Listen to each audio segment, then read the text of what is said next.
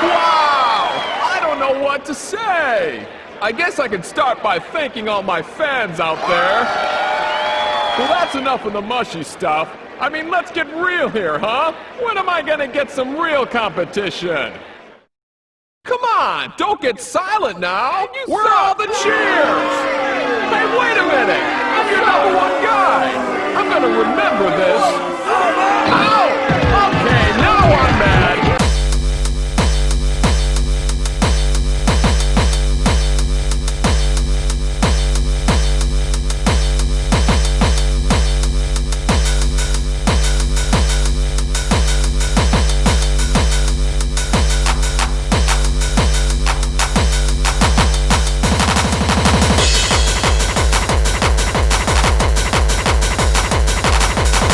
This is a test. This station is conducting a test of the emergency broadcasting system. This is only a test.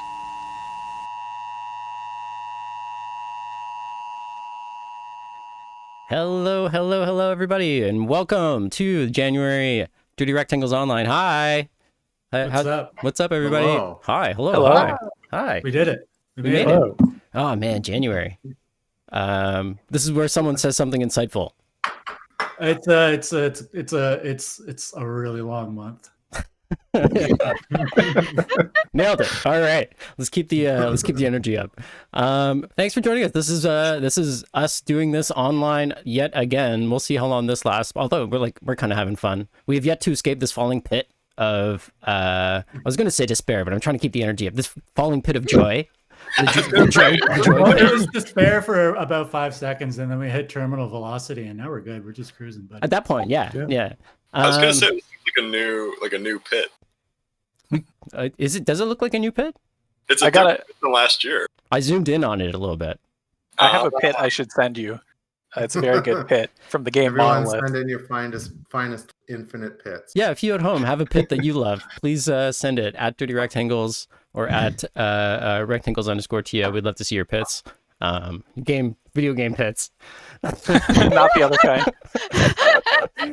Anyways, we're going to get going here in a little bit. A couple of announcements before we get going. First and foremost, this is actually 11 years of us doing this gosh darn thing. And I just wanted to take a hot second to thank all my fine organizer folks here for joining us for the past 11 years or however long you've been doing this with us. Because, holy shit, 11 years. Holy shit. Yeah. It's a long time. Let's give a media shout out to in Ottawa, the Avant-Garde, and in Toronto, the Seascape. Oh, fuck yeah. Who have been there for the entire time we've been able to be among our physical selves. Yeah. And we will continue to make patronage of in the future when we can. Yeah. Let's get some. When we're ready to get back to the live ones, we'll still be able to be hosted by those great supporters of Direct Handles for all these years. After 11 years, we're not stopping now. So I'm gonna give a sneaky shout out to the honest lawyer. The honest lawyer. System Chalk in the chat says 11 years. Don't you guys have hobbies? I don't think you realize that this is our hobby. Basically, that we do for 20 minutes before screening every single month. Yeah, exactly. It works great. Okay, I think we have a couple of actual video game announcements before we get going here. Who wants to take that? Jonah, you want to? Yeah, I can start.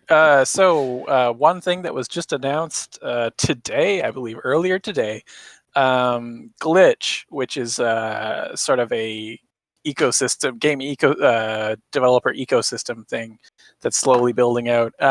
They just announced a fund in the vein of the Indie Fund or other game funding opportunities called the Moonrise Fund. Except they're not really looking for money back. They're basically looking for equity in the studio. And they have very clear, straightforward terms and flexible funds, and there's good people involved.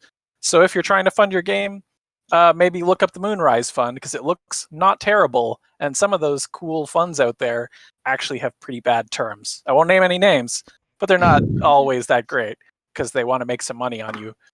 But the Moonrise Fund looks pretty cool. So hopefully it will be. And if you want to start up a studio, you should definitely check it out. Mm-hmm. Hell yeah. I think there was another announcement. There was in more local Toronto stuff. Sagan Yi of Hand-Eye Society recently stepped down just this month, actually. And there's a new executive director at Hand-Eye Society. Of course, Hand-Eye Society is a video games and arts organization based here in Toronto. They're very active in the game development scene and the game development community and communities around gaming and arts in Toronto. They do really great work. They've been incredibly supportive of Dirty Rectangles since we started here physically in Toronto. And they're probably sorry to interrupt, but they are also in the chat right now, appreciating this little call out. The Shepherd Shroud. Hello, get some Doritos in the chat for Hand-Eye Society. Can we get some massive Doritos in the chat for Hand-Eye and for Shepherd Shroud here? I gotta scroll and find the Doritos. Where is it? There Shepherd's it is. Hound. Click. Thank you. Just you could type Doritos chip with capital D and capital C, and that'll do it. I accidentally got some other guys in there. Forever. Hopefully they're okay. The Twitch is a mysterious place. We're still trying to figure it out. It's a big milestone for Hand-Eye. I mean, Sagan's been Len. like the director of that ever since it started. I mean, like a million years ago now. So, yeah, I mean, she's been a great booster of just sort of like indie games in general in Toronto all of that time. And yeah, I mean, to see her sort of stepping down and now having another person at the head of it, like, I think it goes to show that Hand Eye is still, a vibrant, living organization that is sort of, here to stay, and not just the brainchild of one person or, a small group of people or whatever. So it's, I mean, it shows the maturity of some of these organizations that, I mean, hopefully Dirty Rectangles is able to emulate as well as we move forward. Yeah, well, we got started because of what was going on in Toronto with Hand Eye. Basically, hearing about what they were doing, hearing about what Kokorumi was doing in Montreal at the time, and just being like, we need to do that, but we're not in any of those cities. What do we do? So we just get in there. So yeah, lots of love out there to Hand Eye. Congrats to Len. Shall we get on with the show? Sagan. Yeah, I think that was our last announcement, right? I'm not cutting anyone else off there. I don't think so. But before we move on with the show, I will say that same as all virtual and physical events of Dirty Rectangles, the code of conduct is in effect. I would recommend that everyone go to dirtyrectangles.com, take a look at the code of conduct. If they have any issues, you're welcome to contact any one of us or submit through an anonymous report form on our website. Boop, boop. All right. We will be back with our first presenter of the night. And guess who it is? It's this guy. You can't see where I'm pointing. Oh, wait. On the stream, it's this guy. It's down there. It's Jonah. All right. Don't go away. We'll be right back. It's me. It's Jonah.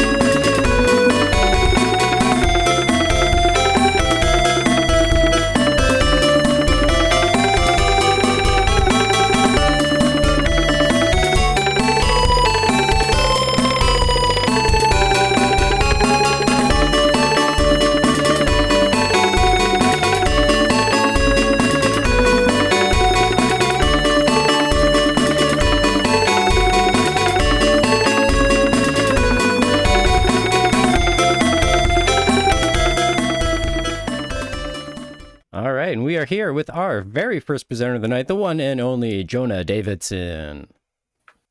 Hello. Good to see you all again. Immediately after we said hello, but I haven't had much energy for working on games lately, and I haven't been able to focus on coding lately. And I figure that's probably true of a lot of other folks right around now. So instead, I decided to fall back on something that I thought might work for me, but I got absolutely lost in last year and completely fell off, which is hex hacking. And I'm going to talk to you very quickly about hex hacking and why fucking around with someone else's game is way easier than making your own game.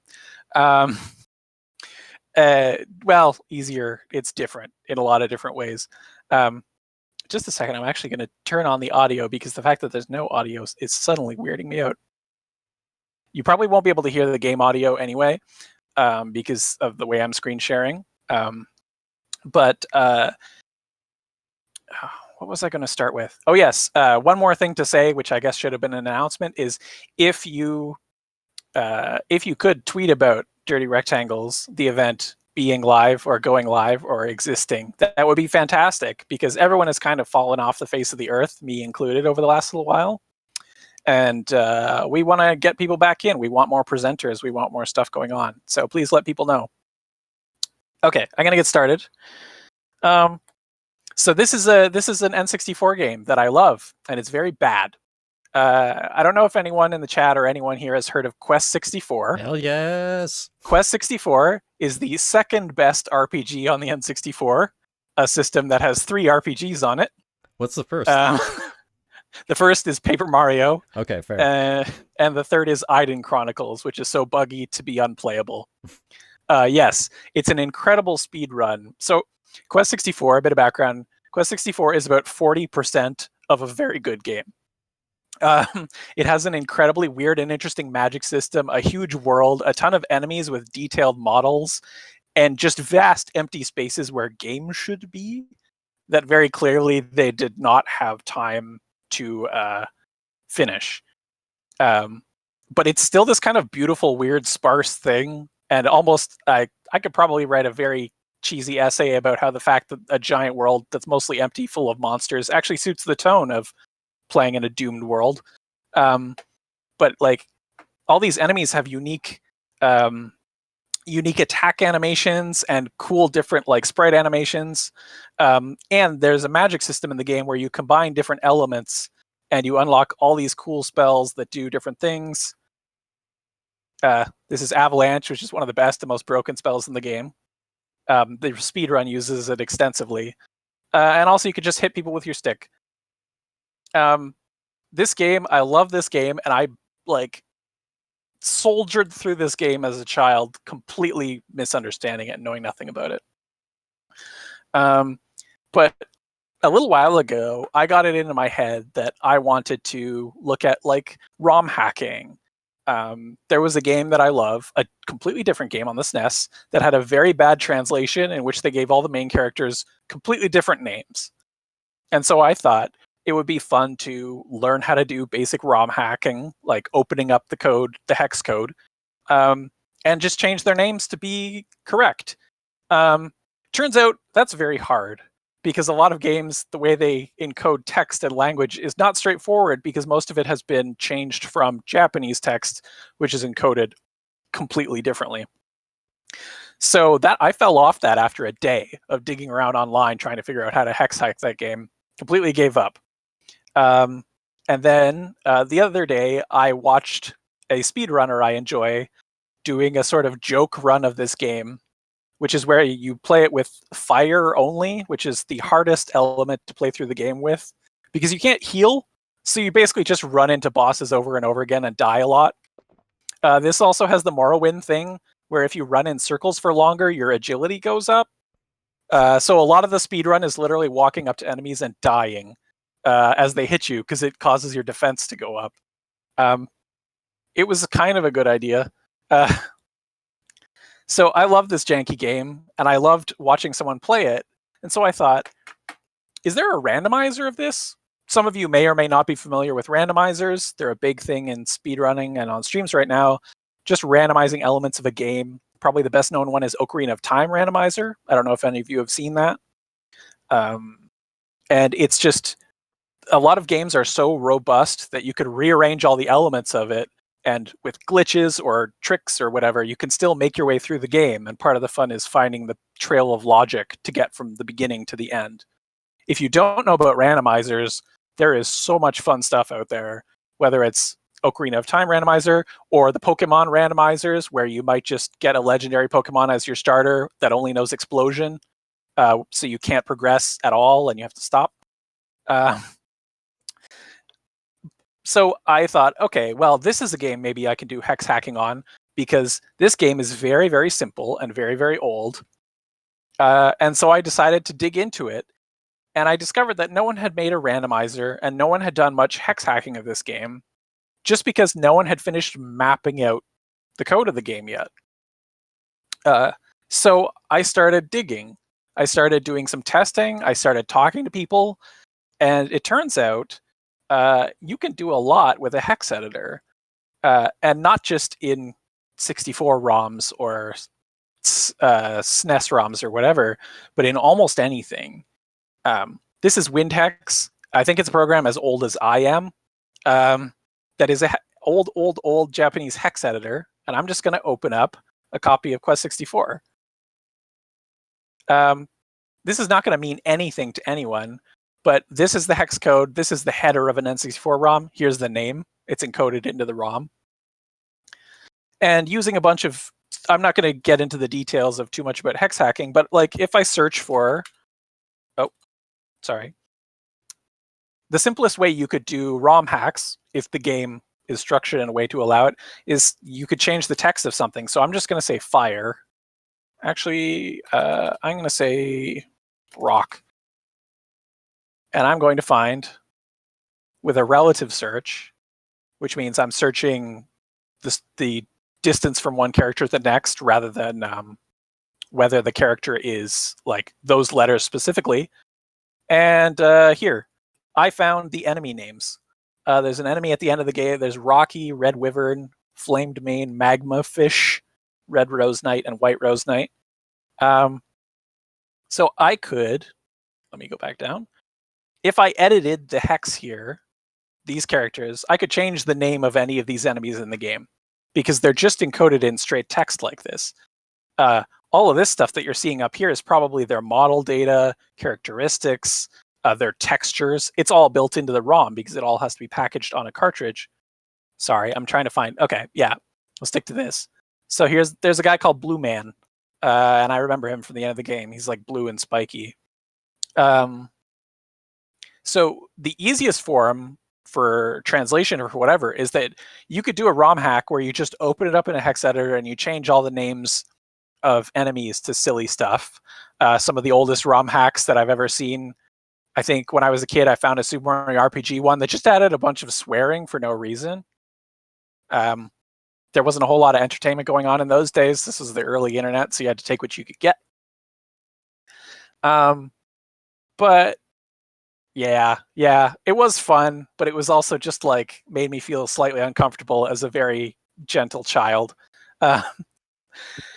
And then I was messing around. I was talking to some people. I was, let me see if I can get this window open without breaking anything. Please. Thank you. I dug around online and I talked to some people in the Discord for the people that speedrun this game. And they pointed me to this, which is all the data that everyone collectively has worked together to collect based on Quest 64. Like, here are the starting addresses of all of the spells in the game. And here's where their names are stored. These are what each of the bytes do in the hex code. Each set of characters is like whether the attack disappears when hitting the enemy, things we're not quite sure about, the range, base damage, accuracy. And a lot of games are encoded like this, but the trick is finding where all this stuff is stored. And a whole bunch of them, if you put the wrong numbers in, just completely crash the game. And there's a lot of techniques that you can find online on very old GeoCities pages as to how to find this data, techniques you can use to explore old ROMs and find where they have crammed all this stuff and hidden it away. But you have to have a bit of an understanding of binary and hexadecimal, because I could say, okay, I'm going to go to Fireball level 1, go to offset, go to there. It doesn't say anywhere that this is Fireball level 1, but you unlock it at level 1. Its attack type is 9. It has 1 projectile, blah, blah, blah, blah, blah, so on and so forth. Base damage 64. And all that data is there. There's just nothing to point you to it. But once I found it, and once I got this sheet, my brain usually did what it always does, and it said, how can I procedurally generate this? Because that's how my brain works. If any of you knows me, I am lazy in a very particular kind of way. So I'm just going to show you very quickly what I've done to this game so far as a proof of concept. So I'm not a very good programmer, but I do know how to mess around on a low level with data and stuff because I've done it previously, mostly for procedurally generating things, especially for Gematon, my fortune telling game, where I did hex and binary translation of numbers and characters to create a password system because I thought it would be cool. So what I did for this purpose is I started developing a program that would allow me to spit out patches.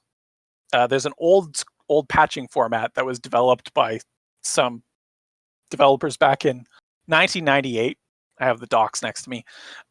It's called the IPS. And if you've ever played ROM hacks or whatever, you probably know IPS. It's a very simple patch file that you could just overlay on your ROM hack to replace certain data. So I'm going to show you an IPS patch right here. Where is the test.ips? Yeah. So the IPS patch has 5 characters at the start that say PATCH in ASCII. And at the end, it says EOF in ASCII, end of file. And the data in between is just pretty straightforward, actually. It's at address D4BE5D. Replace one set of hex information with the number 4.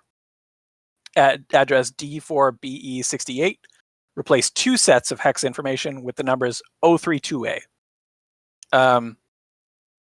That's all this patch is. And I thought it would be really complicated. I thought I would have to reverse it. I don't know how to hack the game while it's running, but I know how to write a patch like this because I know how to translate text and numbers into hex. I thought the patch would be complicated. Turns out it's not. It's literally just a list of memory addresses to change. So the only thing I know how to program in is Unity. So I made a patching tool in Unity. I don't know why I made it in Unity. Other than that, I don't know how to do anything else. But this tool, I'll show you a little bit of the scripting behind it. This tool, it has encoded in it. Let me zoom right up. It has the header hex in string format, the footer hex in string format, patch and EOF. And for my proof of concept, what I wanted to do was create a patch that would make all spells available at level 1. Because for the idea of like, if I could do that, then I could create a patch to do just about anything. If I could create a patch that would just procedurally go through and say, okay, this address, this address, this address, set all of them to level 1. So it is all right for tools. It will have the Unity logo pop up at the start, but so this is the address, D4BA60 is the address that I entered earlier for Fireball, the first spell in the game, or the first spell in the order in the ROM. Here it is translated to an int. And the spells are 68 bytes apart, and there are 60 spells in the game. It does not have to be encoded this way. I just did it so I didn't have to remember any magic numbers or put them in my code. And all this thing does when you build a patch is it starts at the spell start point that I set, and it ifs there, and all it does is it writes. Basically, it tells every single address to set the spell to 1 by encoding the address as 6 characters in hex, which is just convert to string base 16, and then it says replace 2 characters.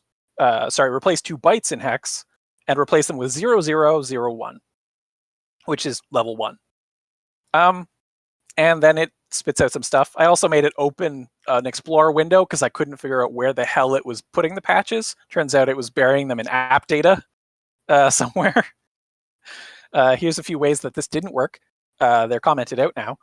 And I found some functions online that were actually super useful for encoding byte arrays into hex strings and from hex strings into byte arrays. So I didn't actually have to do any math. I literally just write a string of hex characters, and at the end, I take that long string of hex characters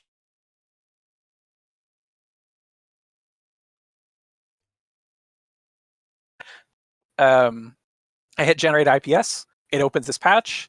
I'm going to open this in, actually, turns out Notepad++ has a hex editor plugin if you use Notepad++. And here's the patch it generated. Has PATCH at the beginning and EOF at the end. But in between, at D4BA60, which is the first spell, replace 2 characters and replace them with 0001. D4BA, the next spell, do it.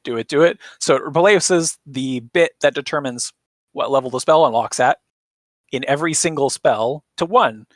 Because I figure if I'm going to be randomizing spells and breaking their values, I should make them all unlocked from the beginning. So this ROM has been patched. At the beginning of the game, you're only supposed to have access to 1 spell in each of these elements. I have access to all the endgame spells, including the broken ones, and also the ones that crash the game if you use them in the wrong places, like Rock Shower. And once I figured out what I had to do, making this program really took a short time, because all it's doing is just taking in some text and spitting out some text.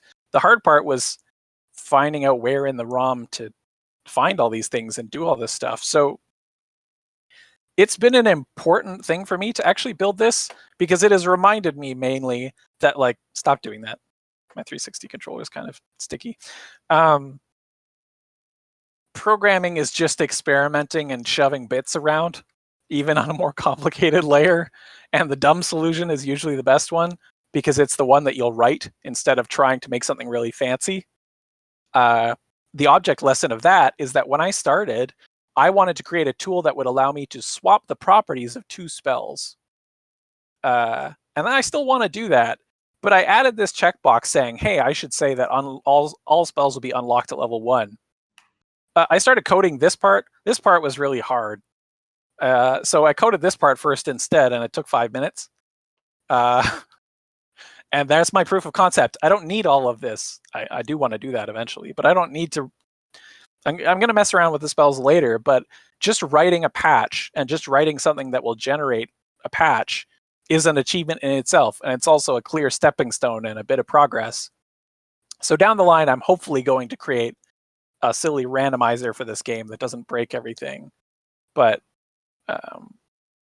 to start, it turns out you can just basically tell a computer or a program or any running app or anything to just put these values somewhere, please. And it'll do it.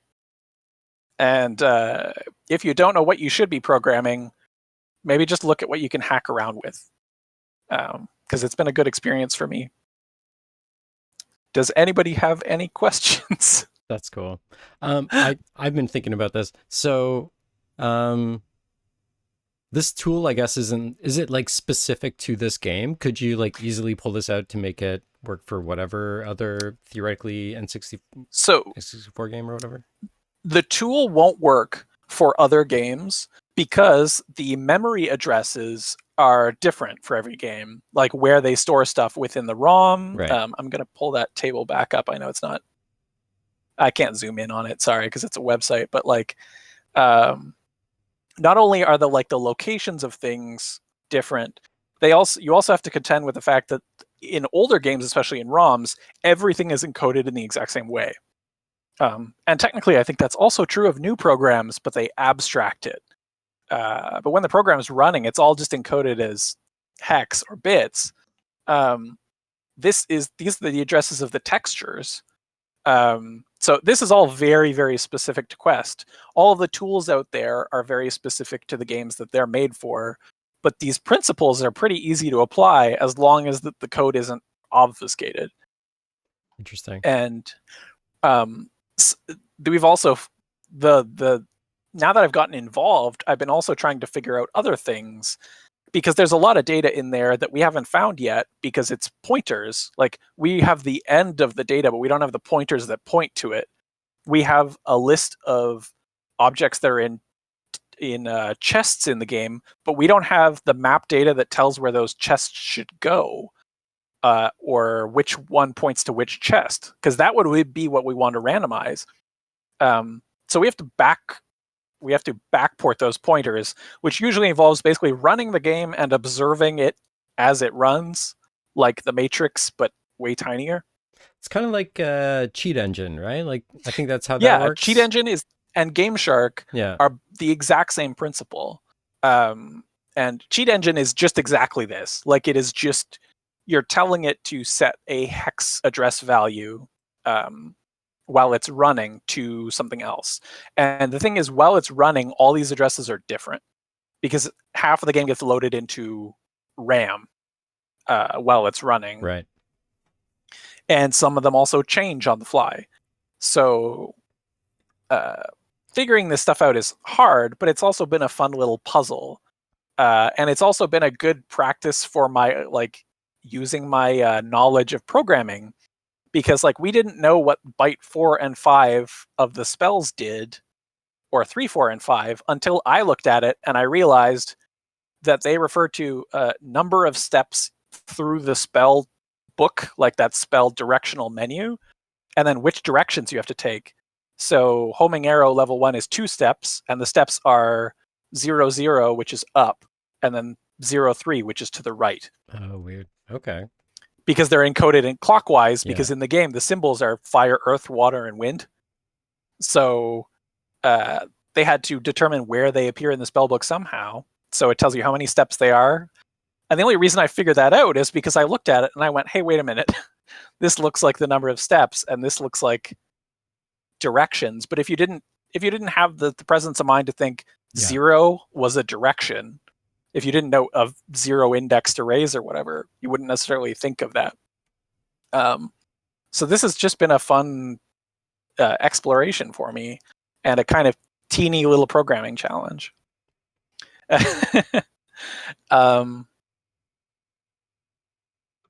I think you asked me another question, but I don't remember what it is because I got way off track. I have more. So after getting, we should probably give just one more. Okay, because we should probably move on. But I don't know if this is a good one. Maybe this is a good one. After getting this far in it, and this is almost like proof of concept in a way.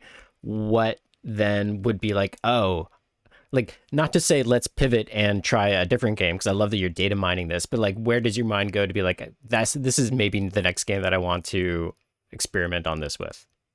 So I don't know what game I want to do next. I have lots of other games that I love, and I know that it would be fun to try to make fun little tools or hard mode hacks, which is usually just in finding where the enemy HP is and increasing it, if you don't want to get too fancy with it. But because every program is kind of starting from scratch, unless you find a community of people who have figured some of this stuff out, the patch file. Sorry, I'll finish my thought. For this one in particular, my thought was, what can I randomize? If we want to make a randomizer for Quest 64, most randomizers say they randomize what's in all the chests. They randomize where the key items are. They randomize what bosses you fight, whatever, or enemies you fight. What can I randomize in Quest that is fairly static and stable, so that I can test whether randomizing will completely brick the game or not because of how it's architected? And what I hit on was spells, which is why I went with this. The spell book is a very fixed, restricted thing. We know where all the data is exactly in the code. So the next thing I'm going to do is build a tool that randomizes the properties of all the spells. It'll just take all the data from one spell and slot it into another, and take that spell's data and slot it into another, and do that for all of them. And it can create funny results. I don't think I have time to show you what happened the last time I did this, but maybe I can find the screenshot of it before I go. But basically, I'm going to hack away at this for a while just to see what kind of wacky stuff I can get up to. Yeah. And if I get bored with it, I could move on to another game, or I could just, it's kind of the sky's the limit, honestly. Crap, that's not what I wanted.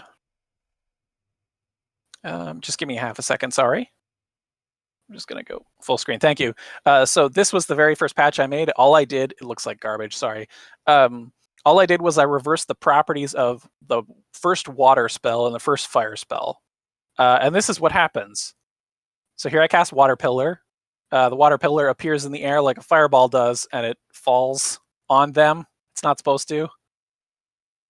Or sorry, it's water and rock. So I throw water at them, and that explodes them. And then I walk up to the other person and I try to use water, the rock spell. But water pillar is a spell that erupts from the ground. So instead, the rock just kind of sits there at their feet, but they die. There's the rock. So that's the kind of, I want to break this in as funny ways as possible, basically. And if all I do is that, and then I walk away and do something else, I will be happy. I will answer the other questions quickly, and then we should move on to the next person because I'm already running long, of course. So the patch file is not the same for all N64 games. This patch file will work on any copy of Quest 64 that hasn't been modded, but it won't work on any other game because every game architects their data differently. They'll store where they store the names of items or spells or whatever will be completely different. And about the big data leak, not in this case, because this isn't a first-party Nintendo game. It was a third-party title back in the day that was actually published by THQ. So a lot of this was just kind of digging in and trying to find the information, or trying to understand the information that we did find in the hex code. Here I can level up, but it doesn't matter because I have all the spells unlocked. But I believe that data leak may or may not have benefited some other modding projects because they suddenly had access to a lot of base level information on how like ROM and RAM might be handled in the system itself. Cool. Oh, the patch file, format, address, replacement value.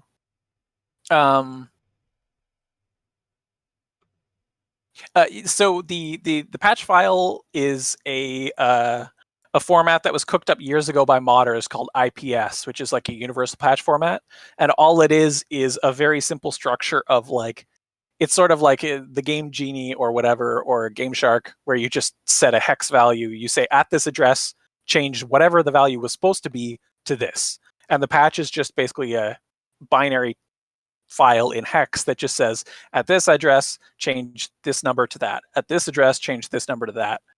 The program I'm making, Marrow, named after one of the enemies in the game, is just a thing that will procedurally generate those patches for me so I don't have to do the hex hacking.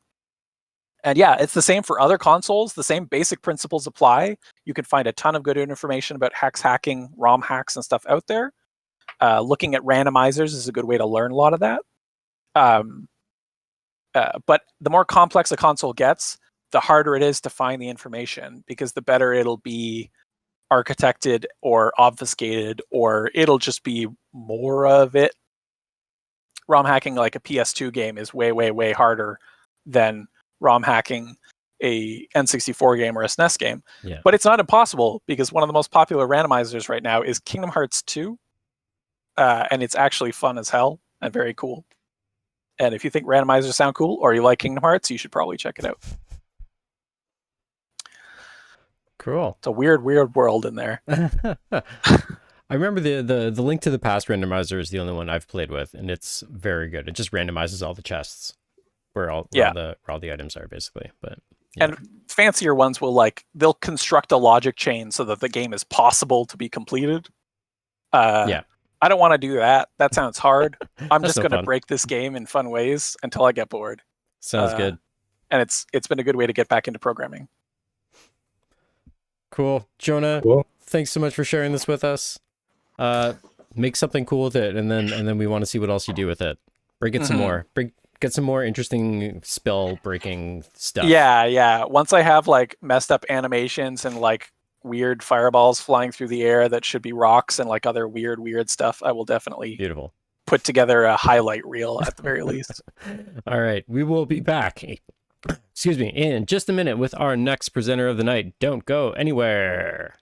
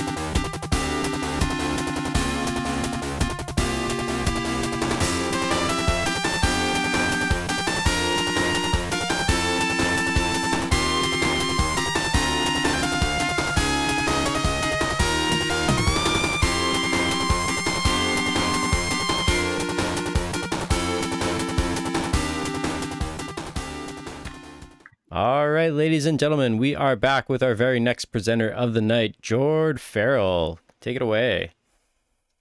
Hello. Hi.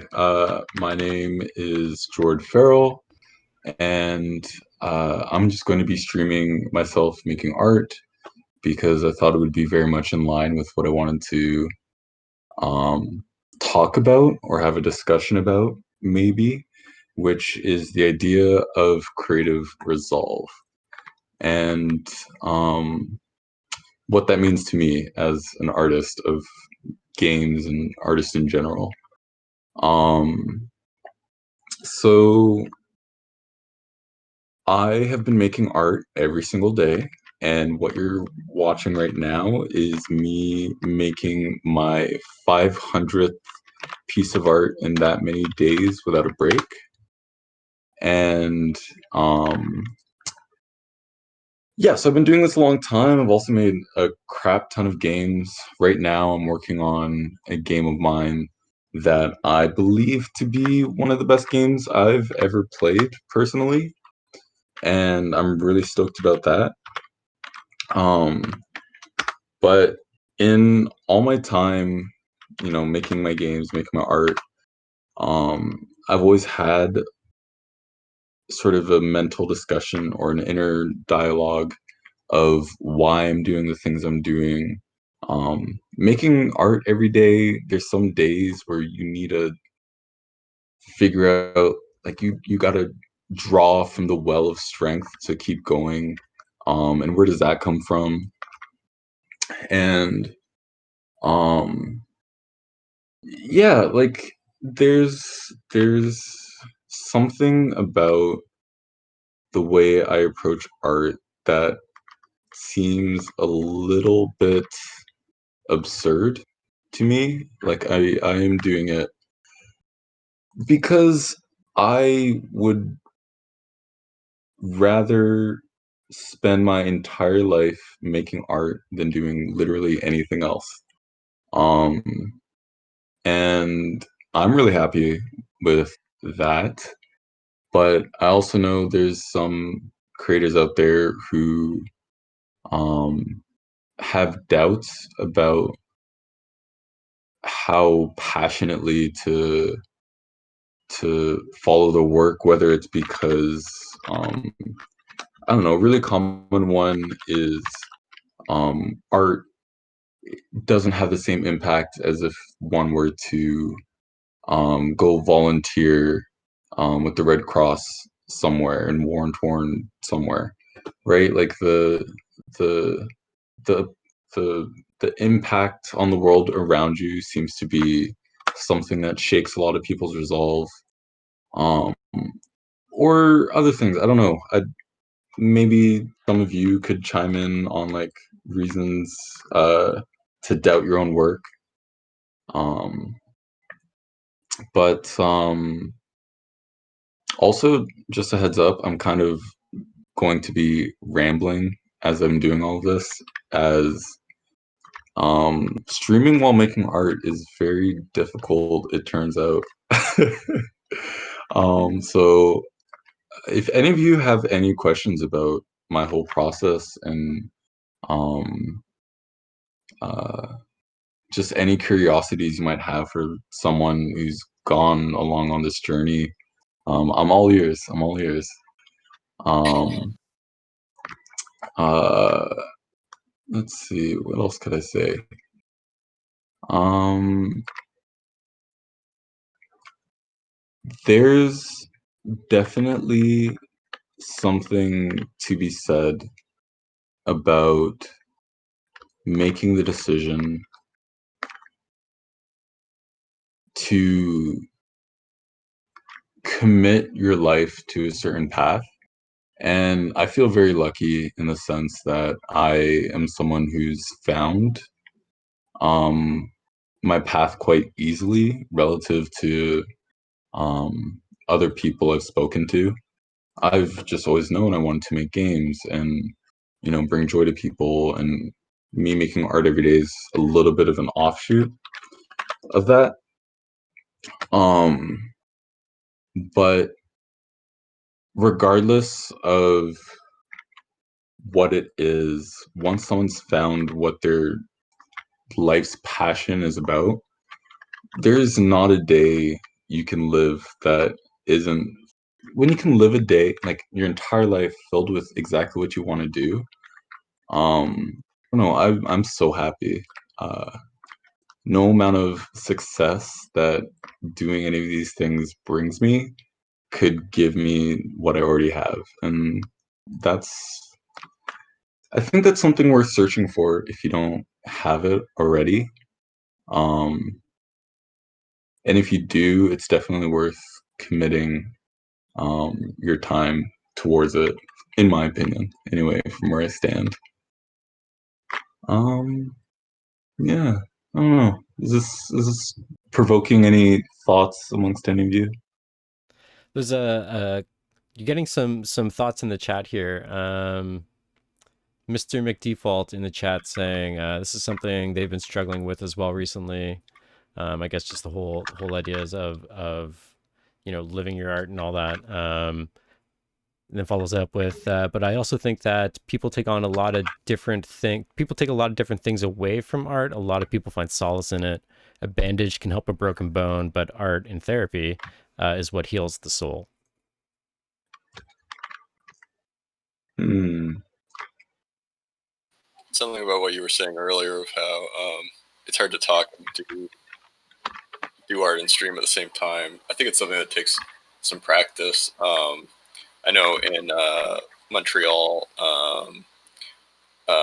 Francois, I can't remember his last name now. Frankie Smile Picture Show is probably what most people know him as, but I'm trying to remember his real actual name.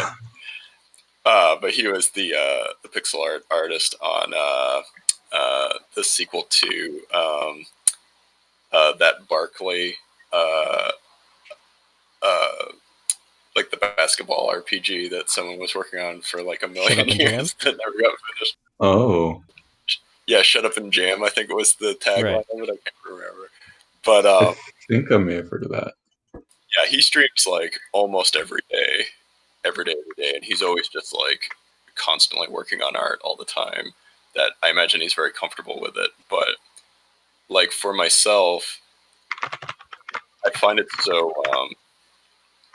so unappealing to like stream working on stuff, just because I feel so self-conscious about like my process, just because there's so many times where it's like, I have to experiment with something that I haven't done before, and then the first few results of it are always, like crappy until I get it to click, you know what I mean? And then it's just like, for whatever reason, I'm like, even though yeah, cool.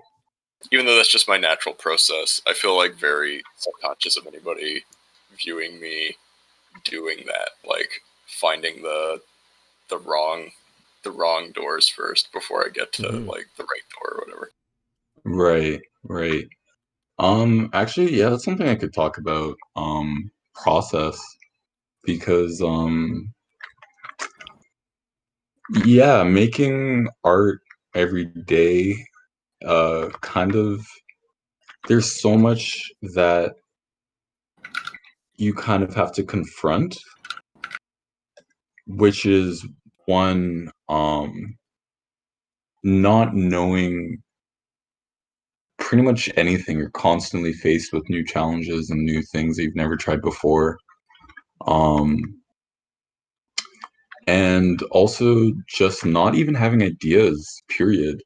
Like, I honestly, what I'm doing right now, I have no clue how this is going to turn out. And I'm just kind of playing with it. And that's how like 70%, 75% of my art, my daily art works out. Honestly, a lot of the games that I've made have been with me just fooling around with different processes, trying to see what's new that I could play with. And I think one of the most important things that I've learned throughout my time creating stuff is that the periods of knowing and not knowing what you're doing fluctuate all the time.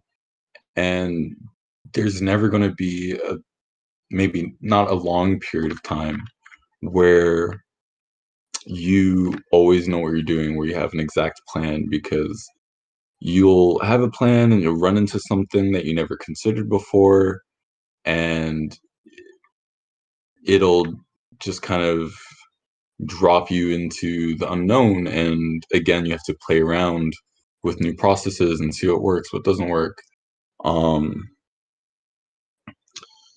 and I think maybe that's something that we should, as artists, start accepting and making people feel more comfortable as a reality of creating um, art, is just that we don't know everything, Mhm. and the learning defines us as much of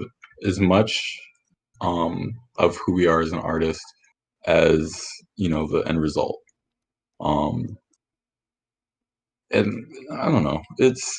Yeah. Yeah. So streaming while learning, I get, is something very stressful, but it's also nice to be able to share that with other fellow artists that you know we don't know everything. It's like it's pretty human, right? To be like, Yeah. this is me just out there doing my thing, and I don't know what I'm doing, and that's fine, because like the act of me doing art or creating, um, like it shouldn't, like you said when you came into this, like it doesn't feel like work for you, right? Like you do this all the time. It doesn't feel like work because you love it. Like you're just playing basically all Hmm. day, and then to just go and stream yourself playing, but what you're playing is like with art, right? Like there's no pressure there. That's just that's just fun slash what you do, right? Yes, exactly. That's cool. Oh shit. I found it's also like really nice to see the process of art because like sometimes you only see the end result of what someone's been creating, but it's always I always find the most interesting part is just seeing like the rough drafts, the failed art pieces, just the process is just so interesting and helps complement the final product, I feel. Yeah, yeah, I do too. Like, trying to think of a good example. Honestly, a really good example might be calligraphy artists. Mm-hmm. Because I remember watching this one video of a calligraphy artist who had like an oversized paintbrush, and they had this giant, uh, just flat canvas on the floor, and they just stood waiting. You could just see the focus and intensity of like them. I don't know what they were doing, just like kind of getting into the perfect frame of mind to begin, and the whole thing is over in less than 5 seconds. But in that 5 seconds is the whole passion and intensity and focus of the process that really can be sort of extrapolated to any artistic process, where before you kind of have to hone in on what you're trying to do, and then you go into it, and that intensity hopefully propels you through it. Um, Sometimes it fizzles out. A lot of the times, if it's a longer project, along the ways, different things ignite new sparks within you, but you know, that energy gets carried through until the end, and then it's just over. And the end result, obviously is beautiful, but yeah, there's definitely something to be said about seeing into the heart of an artist as they're really just giving their life to what they're doing. Yeah. A couple questions in the chat here. How do you deal with frustration when you don't find you have the knowledge to create what's in your head? Um, I just do the best I can. A lot of the times, most of my attempts at something I had in my head end in failure. And I've just gotten so used to failing at trying to achieve what I want that it's kind of par for the course. If something doesn't work out, I'm just like, okay, yeah, that's that seems about right.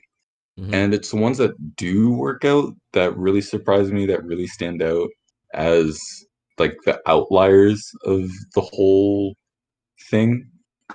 Which is also a reason I believe in artists doing a huge volume of work over their career.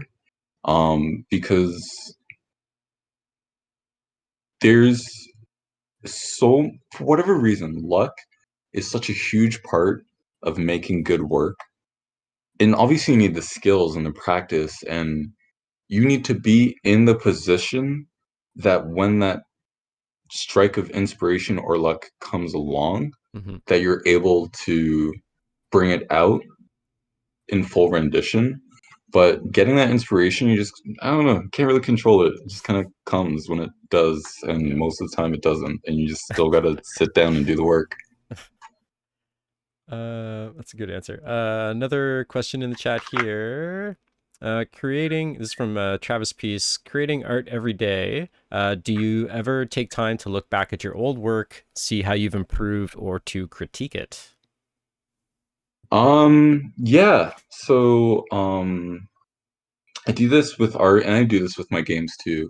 Because as I've said, I think I have like 100-ish games on the internet. Um, and one of the most motivating things is seeing my progress. Um, Mm-hmm.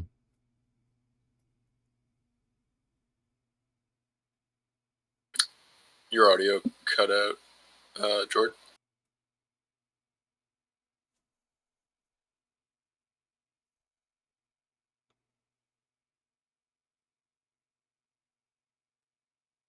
Oh, still out.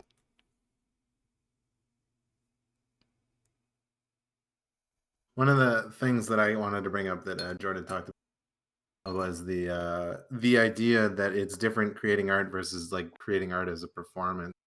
And even in the work I do all the time, I have to practice at least once before I do it live whenever I'm like teaching class or presenting. Mm-hmm. And I find that yeah, if I try to write something just off the top of my head, I get so anxious about what I'm building. But if I have a chance to like take a run at it first, even though the stuff that might be different when I do it live, that the additional confidence I get of having like that practice run helps me out. And I'm just interested if other people have had other experiences trying to do some sort of live development.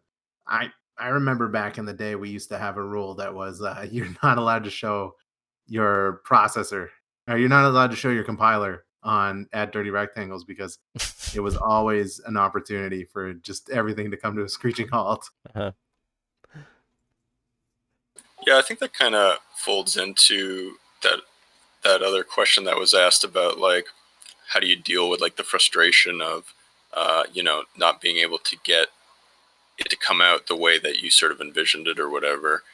And I feel like it does just come down to you know having a large enough body of work, like George was saying, where you have you know you have enough successes, like you have enough times where it did work out to kind of like lean up against that, like future times where you fail to create something the way you wanted to. It's not so crushing, like because you know that it's worked out in the past and that you're capable of getting it to work out. So you know that you can just kind of keep hacking away at it. Like the analogy that I always use is like if you've never gone hunting in a forest before and you go out there trying to hunt deer and you don't see any, and then you come back out thinking like what was I thinking, like there's no deer in that forest, why did I go in there in the first place? Whereas like if you have a history of going into that forest and hunting deer and catching them, if you go out there one time and you don't see any deer, you don't like assume that it's hopeless. You know what I mean? Because you now have the experience to know that it's just like, I was just unlucky this time. Like, that's just how it goes sometimes. Right. Yeah, that makes sense. Jordan, I think your audio is still muted as well too. For your mic. Yeah, we can't pick you up. Maybe restart your stream or something.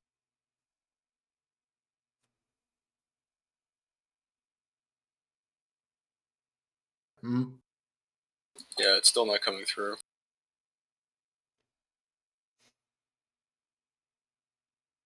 Oh man, we were getting some great rambling there. Yeah.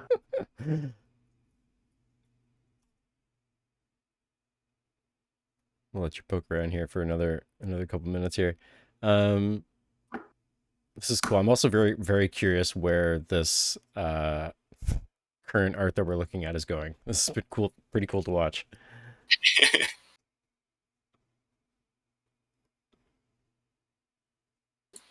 Yeah, it's going in a cool direction. Oh, camera's reloading. No, we could see you great. Mole Totem in the chat is saying that Discord. Oh wait, I think we got something there. Or no, maybe that was Eric. Just that might have been me. All right. Yeah, some chat was just saying that sometimes Discord switches input devices on you, which would make sense to me. This is this symbol, right? In TV production. Right. So, how's everybody doing? That's your stream has been cursed by a vaudevillian villain. Yeah. All right. Somebody pull Jord back in. Okay, I'll pull him in. Oh, I got a little Yuffie cam there. Yep, enjoy Hello. the cam. Oh, you're back. All right. Yay! Yay. Okay, cool. Yeah, all right. Where were we? Well, we can move on to maybe like another couple of questions, and then we'll probably have to wrap it up here soon. There was a good question from Shepherd's Hound in the chat here. So, in talking in all about this, like art and spending all this time doing art, the question here is touching on burnout and what are some good methods to protect your mental and physical well-being when it comes to burnout and just going all in art? I think the most important thing is allowing myself to make crap. There's some days where if you go through like my Instagram or Twitter feed, there are a lot of pieces that have words, and the ones that are just text are me like, I just don't want to do today. I'll just write something, interesting composition. I'm done. I can be done those in 5 minutes. So even if I'm feeling really tired, I have the lowest bar to hurdle to at least get something done. And honestly, looking back on those days, I'm really happy that I was able to do it, because in the long run, the happiness continuing to follow through and break through my barriers, like what that's given me is really, it's not something I could have gotten without going through the more difficult, having to push myself moments. But at the same time, like I've done similar things with games where I made a new game every day. I definitely burnt out on that. There was no avoiding it because it was just too much. So I really think it just depends on how difficult it is to do the creative work you're doing. If it's art like this that can be done in 5 minutes, I think it'll be okay. If it's something like a game where it takes so much intense thought and concentration, I don't think there's a way around needing to take a break from that sort of thing. Yeah. Just a bit more of a pragmatic question for me. What's the software that you're using to make this? So I'm using something called Cinema 4D, and it's really good at doing really procedural, abstract things. Like, I don't know if you were able to, ooh, this looks cool. Pick up on how like I was changing the size of the squares, the cubes. Just using some handles. I don't like that. It's not good either. Yeah, Cinema 4D is good for some abstract stuff.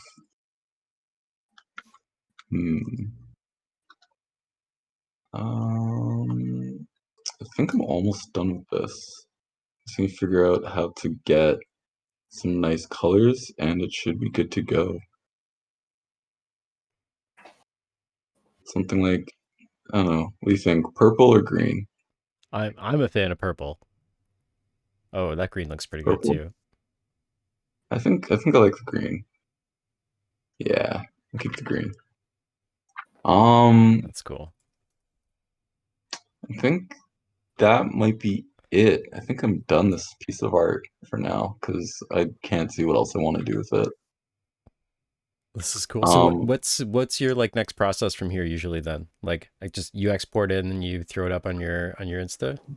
Yeah, I export it, do a little bit of work in Photoshop, and then yeah, just post it to Instagram, Twitter, and then I'm done. Very cool. Cool. Number 500. It is done. Congratulations. Thank you. Congrats. Awesome.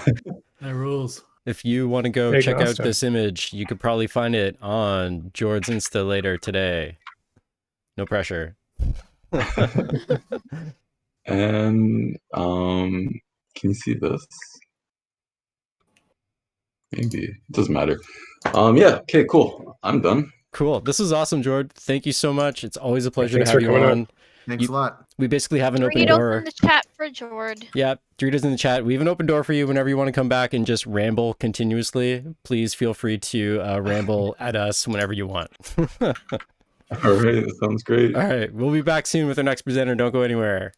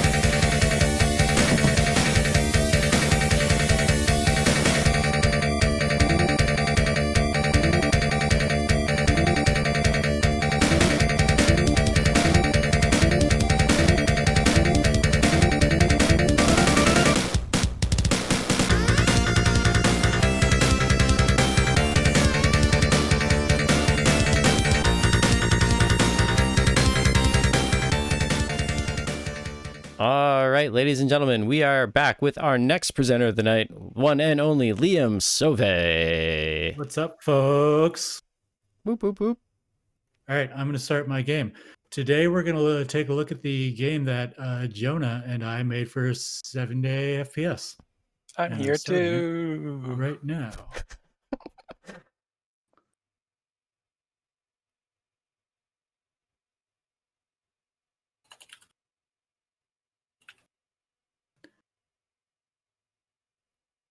Wait for it. Wait for it. Oh, do you not have it? Nope. No, we don't have the. Oh, my bad. My bad. It's all I good. thought we had it. All right. Take two. We're almost there.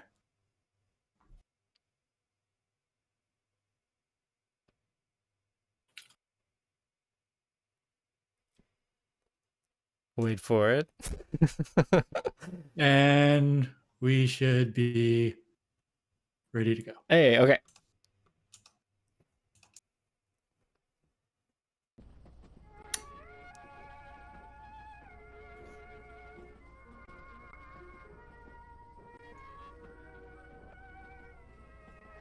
So we got a brief description of the game, of what your goal is here. And you'll notice from the information being displayed right now, this is what we're looking for. We're looking for a murderer who's left-handed, writes a neat script, and has a mustard cloak.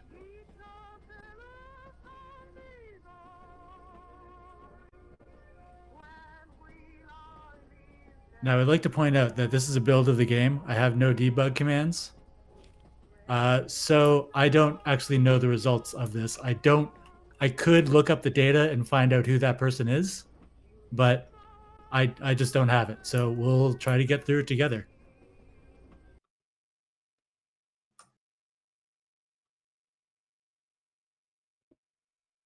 So I'm paying attention to the chat. So if anyone has any ideas of where we're going, what we should be doing, pop them in the chat, and we'll try to find this out together. First, I'm just going to turn this radio off. Okay, so we can take a look at our notebook right now. Left-handed, neat handwriting, mustard cloak. Now, if we're going to find this person, and if we're going to kill this person, we need to actually find an implement in which to kill them with. So we know of our friend Nixon. This is a tricky thing, but I do happen to know where Nixon is. So I'm going to find him right now. There's our friend Nixon.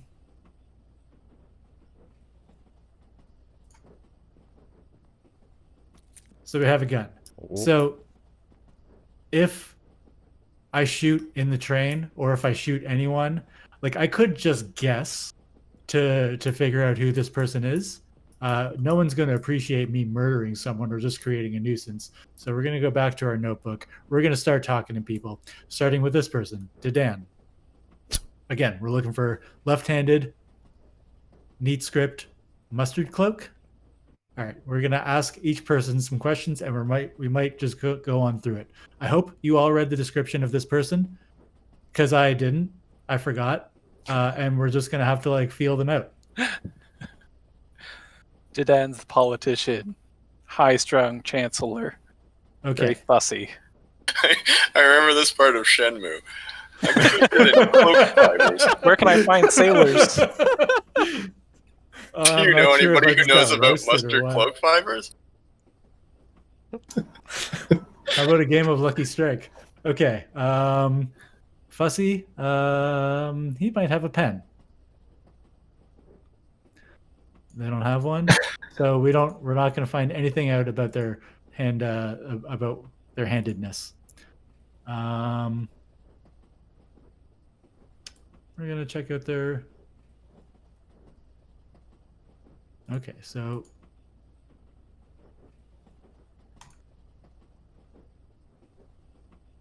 let's try to find out about the fibers of their cloak. I'm just going to look at their cloak and see. So in this instance, we happen to get no information about Dedan. Let's hope he's not the murderer, because we can't really repeat that over again.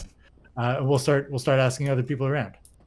Just have to eliminate everyone else. That's what I was Exactly. going to say. Yeah. So let's hope we can get a little bit more information from other people. What's the era that you're going for here? Seems to be sort of like 1920s. It's kind of Victorian. Yeah. Renowned sculpture, international proportion. Okay, down to earth and Masonic soft spoken. beginnings. We might be able to use this. Writing style. If he seems to be artistic leaning, so maybe he has a pen on them.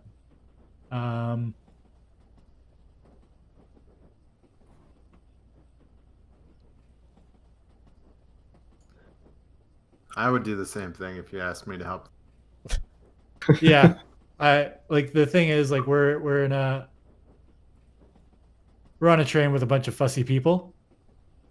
You can't really expect a whole lot of them. The fact that I'm a nosy investigator is probably bothering them to some degree.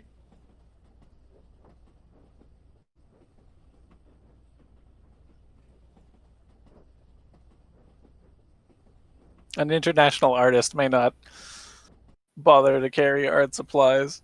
Well, when they're what do we have here, traveling though? from place to place. Urod does have a mustard cloak. Got that mustard cloak. Oh, So He might be the killer. that's a big thing. it's interesting. So I could If just we go run ahead and out of- murder yeah, this If person. we run out of time, let's just shoot them. Okay, so we're going to go back to that. We are going to go the full 15 minutes before our train arrives. It's not But even we a can't. trial. I'm pretty confident. I am the great investigator. This is Victorian aristocracy.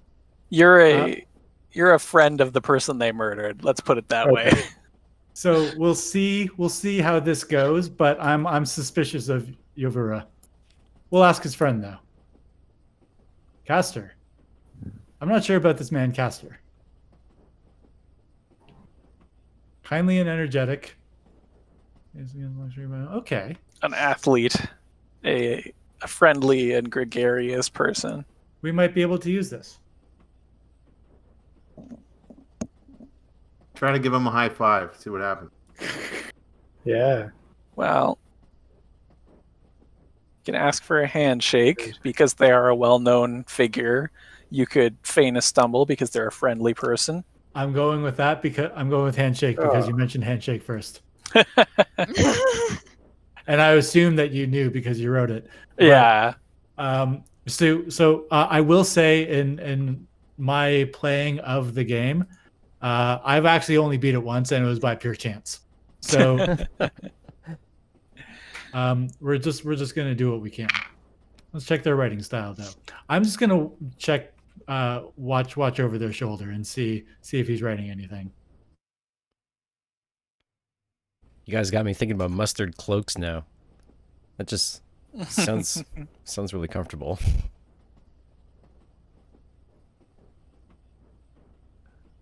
No one has to sit next to them. If you fire a gun inside of a train and it breaks one of the windows, will that suck everybody out through the window? Or is Yeah. that just Yeah, definitely. Like spaghetti, right? Works. Well, you might notice the curtains are waving a little bit here. I just want to first off, I'll point out my Unity prowess. That took all of 2 minutes. But the windows may seem to already be open. Castor has not given us any information, which seems suspicious to me. We're going to move on. How many bullets do you have? I have just one. Well, I mean, the gun may be full, but as soon as I shoot the gun, people are going to be suspicious of this person who is either murdering people or just acting a fool on this train that they paid good money to be on. I am going to talk to this person next to the radio, and maybe I'll just turn the radio on for fun. Poetian. A legendary Accipitrine, so an eagle general, an old commissioned battle axe, combat instructor to the prince. Still in uniform for every occasion. Good to know. I'm still going to approach him brute force, and we'll see how it goes. Mm-hmm.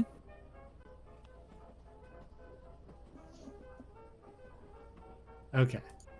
This person doesn't have a pen.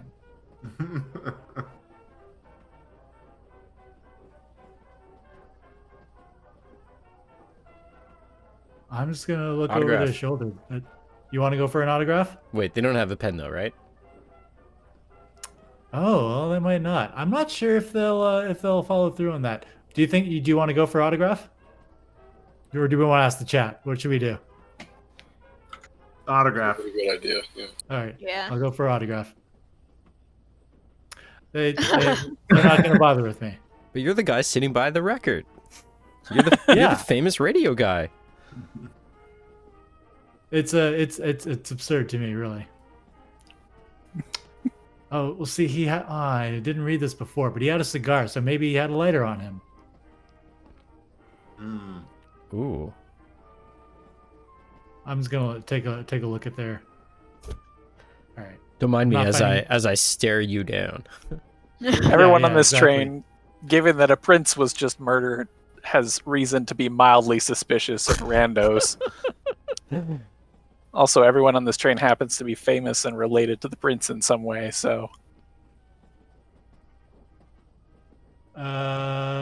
We're gonna ask this person for a pen. So no one on this train is carrying pens, despite all being well educated. It seems like. Or they just don't want to loan you a pen. They're like, you clearly have a pen. We can see your notebook right there. uh, Mustard in This was big back- font. This is back when people still thought that the sword was mightier, so it wasn't very popular. Oh dear. Okay. So, Aliquette also seems to have mustard thread. That's a lot of mustard. Uh-oh. So we've narrowed it down to exactly 2 people. Okay. We could flip a So- coin. Well, I mean, there You go. could be more people that have a mustard thread, but these are 2 potential suspects. You see, if we can find anything out about the writing style, that might lead us somewhere. So how should we go for it? Request help Um, with spelling it? Okay. Yeah. Does this person seem friendly? Sure. Alright, You, Their you can see expression it in looks their very eyes. friendly. Yeah, exactly. All right. Well, let's ask them for their spell. Unable to help you, refuse to do so. Jerk. Okay. So yeah, we know that the people on this train are rude. We are running out of time. We're not Oh, I didn't even out notice of that. out of time. But we do have a whole other train car filled with people. escort an actress, not necessarily. Can you get onto the roof? You can't. Well, Sadly you might be not. able to. There's We some ran out of drawbacks. time.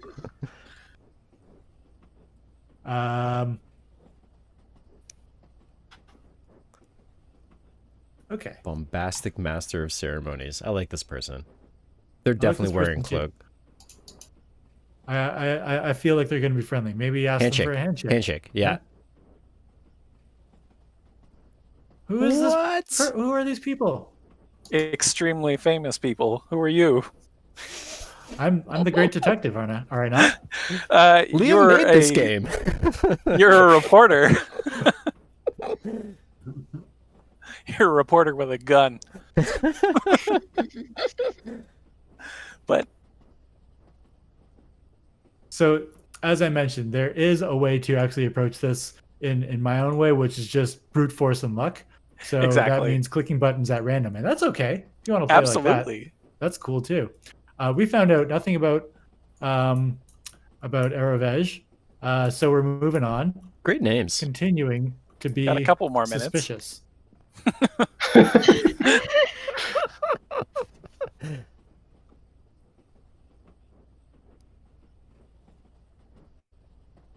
Ask for a pen.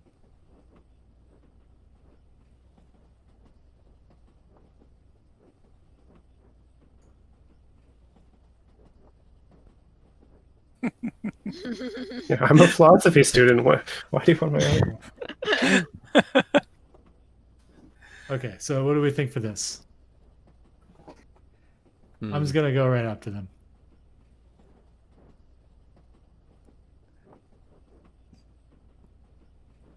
So we have exactly 2 suspects and 2 minutes away from arriving at the station, where the murderer will no doubt just walk off scot-free. So I think we have a choice to make.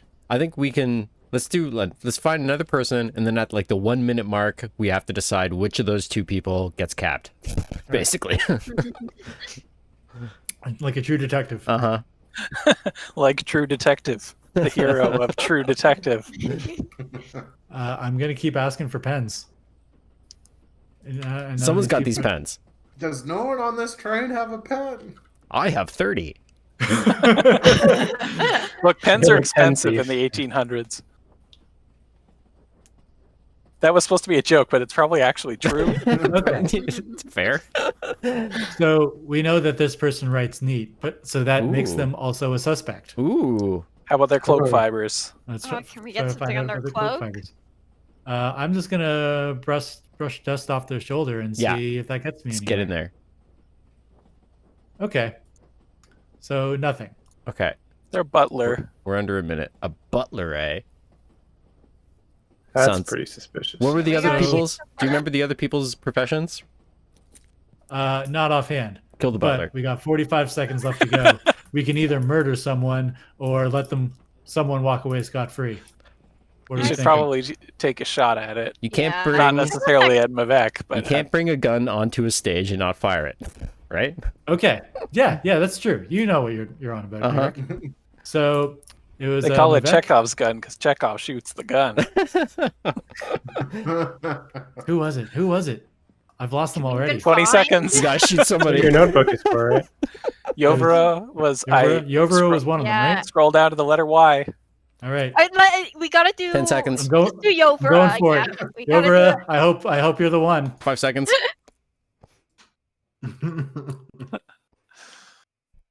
Uh-huh. Oh. no. So we do have multiple endings, and this is unfortunately one of the bad ones. I murdered an innocent person. Oh.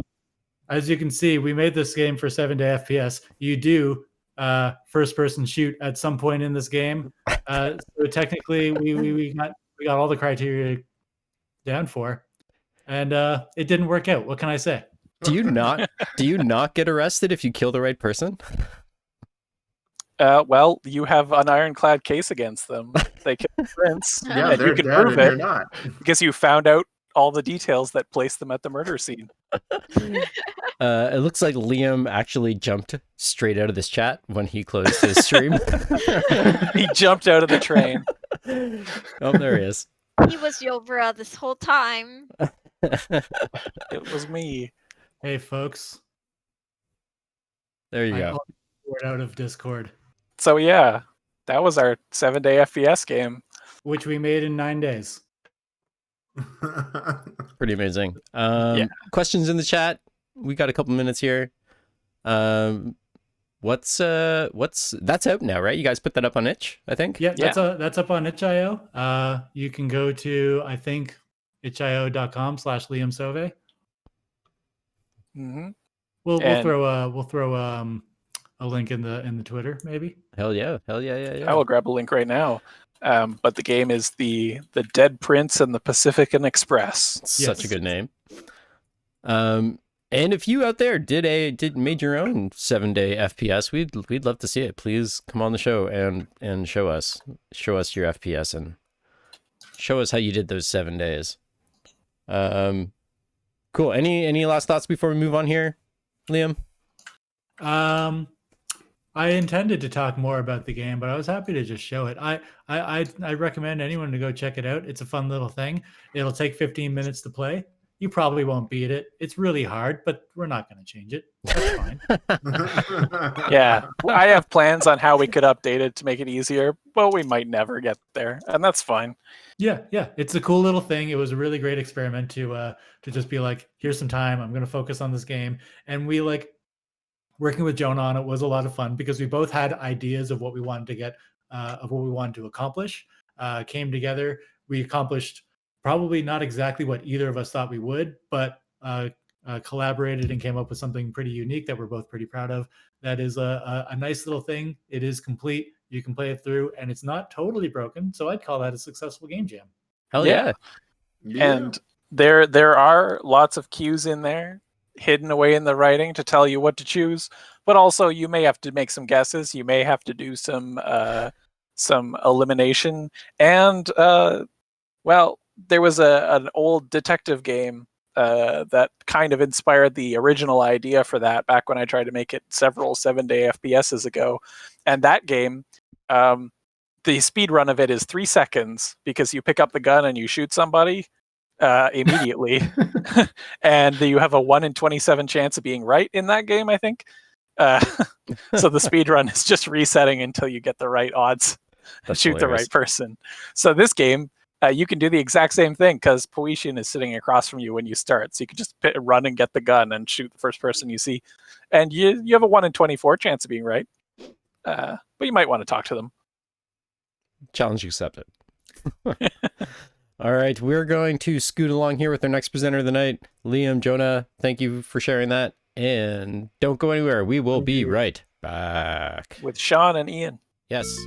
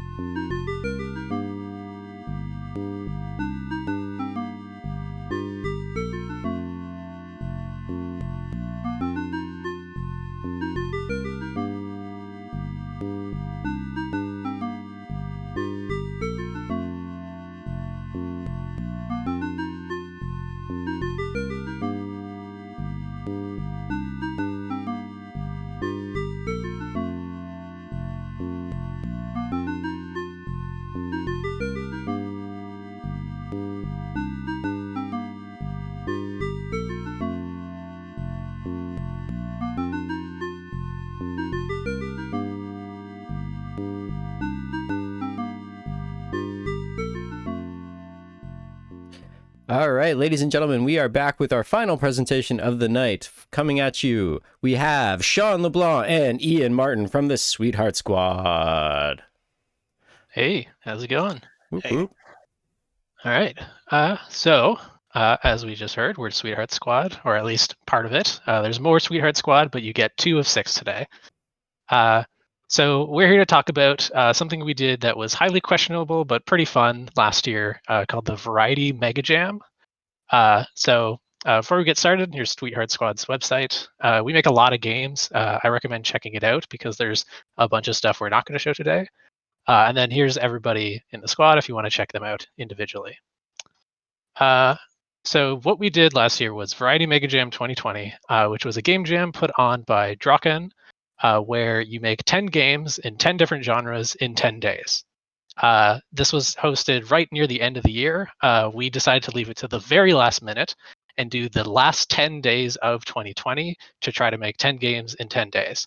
Luckily, we had those days off of work, so we had like pretty good amount of time, but still, that's a lot to ask. Some additional stuff from the jam.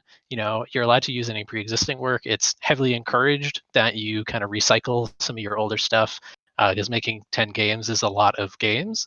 And so try to take every shortcut you can to actually get them done. It also recommends teaming up. And the overall jam itself was inspired by the 10-minute games, which was a collection put out by a bunch of indie developers, one of them being Draken themselves. And I recommend checking this out. There's a lot of cool games in here, including one by some Bitsy folk friends of ours. So without further ado, I'm going to try to go through this pretty quick, because again, 10 games is a lot of games. Here's the inspiration for the first game. This little image right here, that's our theme for the first game.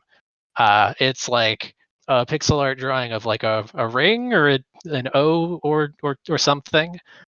So we went with the most obvious interpretation, which is that this is a poorly drawn Sonic ring, and so we made Truck Ring. I would also point out that we also discussed it being a wheel, which is how we got to truck. Oh, good point. Yeah, and I think we mentioned infinite loops at one point, which is why in Oh, this yeah, game so it the infinitely level loops. infinitely loops. Yeah. So we really got the most out of that circle. Yeah, so this is the first of our 10 games in 10 days. It is a little Pico 8 game where you're this truck and you drive around, you pick up rings, you do sweet flips. That's the entire game. There's not much more to it. If you fall upside down, you crash. The physics are incredibly janky. This is barely playable unless you're like really, really trying. You definitely can't get all the rings. It's virtually impossible. You're gonna die. So yeah, that's the first of our 10 games. I'll say at the start of this, we did put together a list of like potential engines to use, like different tools that we could use that we knew we had either some experience with or that we could like cannibalize into another game.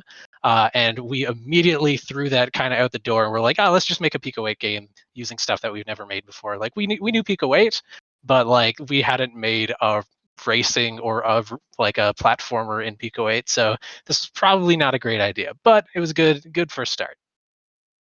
Second game, or our second theme here is this, which is again another like pretty low resolution pixel art image of like Drawken's offered some interpretations here of like maybe a blade or a 1 to the 0 or a pencil. We went with this one. This one was a little bit easier for us to parse. This does seem kind of like a 1. So we made, the first thing that came to our minds when you think of 1, which is naturally a game about Jet Li's The One from 2001. And this is a game where you are a production assistant on the set of The One in 2001, and Jet Li is asking you to get him a cup of coffee. That's not a joke. That was our first thought. It is probably one of the quickest ideas we came to throughout this jam. We made it in Twine. We originally talked a little bit about like, oh, maybe we could do this in Unity. Pretty quickly scrapped that idea because we opened up Unity and we're like, we don't want to deal with this right now. What if we just did a Twine? And that was a lot easier. That let us get this game actually done. I opened mine and I still had a version from 2018 somehow, and then Unity Hub broke and it's not good. No offense to anybody who uses Unity out there, but we personally do not have good experiences with Unity. So every time we opened it up, we had a bit of hesitation. We put that in our team manifesto. We hate. But use it anyways sometimes. So this game had the delightful opportunity to search for stock photos of Jet Li, and we found this amazing image. This is just a really good photo of Jet Li. Like the game was worth making just because you get to see this face, I think. I won't go through the whole game, of course, but the premise of the game you discover pretty quick is that you need to get the most powerful coffee cup you can, obviously by destroying all the other coffee cups on set, because that's the plot of Jet Li's The One from 2001. All right, moving on. We had our third day and our third theme.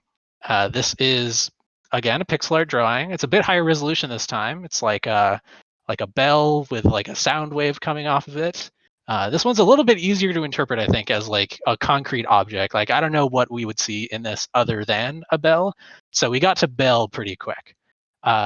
It's worth noting, too, that during this jam, even though we had these days off, Ian was adopting a cat. And so I think Ian was a bit busy at the start of this day, but was just talking about adopting a cat. And so we were throwing out some ideas. We're like, okay, what if we made a game where you're decorating the collar of a cat? And so we made a little dress-up game where that's what you do. You have a cat. You can pick between what kind of cat you want. You can change their expression a little bit. You can decorate their collar. This was a really fun one to make. This one was made by cannibalizing like a really old game of mine that had this similar like drag and drop mechanics, and then just kind of turning it into a dress-up game. And we could tell we were on we had a good game on our hands when we kind of stopped working halfway through to just start making pictures of cats. Like we were just having fun making cats and sending them to each other over Discord. Yeah. Please make cats and send us pictures. Yeah. Because... If you make a cat, send it to us on Twitter. We want to see it. Yeah. The music here, by the way, is just open source or royalty free from Kevin MacLeod. Everybody or every game Absolute developers, yeah. Okay, next game, our next theme.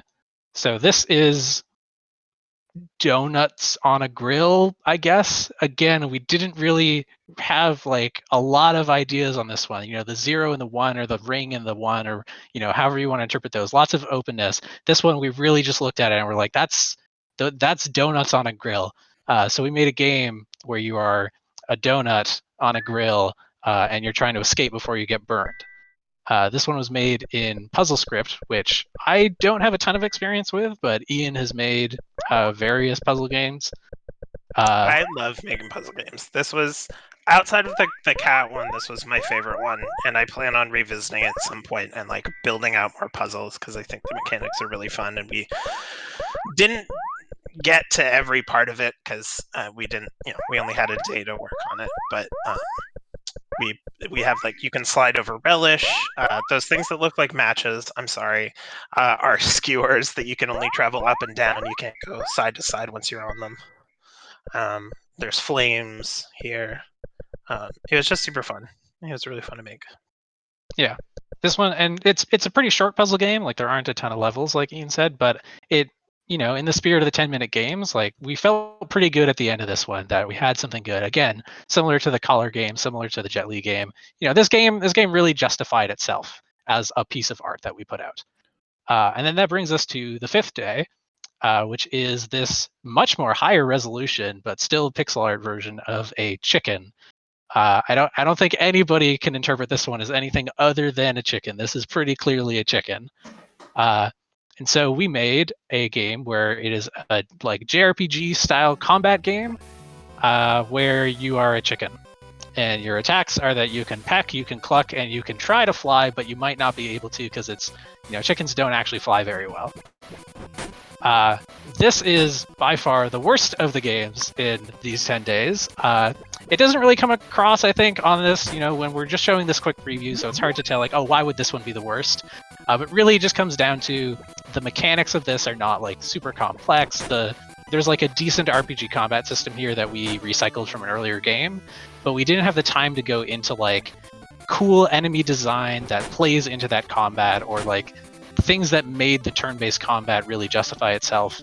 You've only got one party member, and so you're not really making too many complex choices as you're playing it. You're just kind of doing whatever. And we were making this one and spent like a lot of time trying to get up and rolling on like getting excited about this idea, and it really wasn't coming to us. But kind of like what Jordan was speaking to you earlier, sometimes you just gotta power through that and make the thing, even if you know that it's not going to be amazing.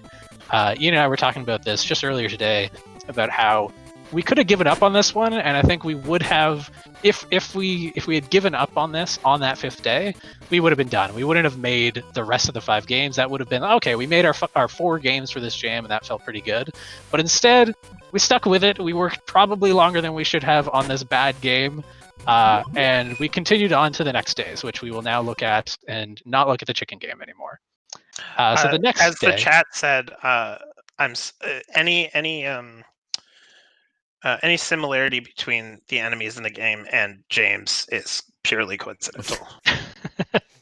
Yes. So the next, what is this? This is the 7th day, right? No, this is 6th day. I can count.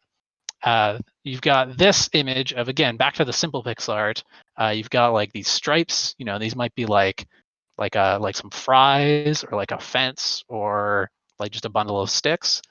We saw maybe this was like a staircase, and we're like, okay, let's latch onto that idea, staircase. And we made what you intuitively make when you latch onto the idea of staircase, which is a variant of 5-card draw poker.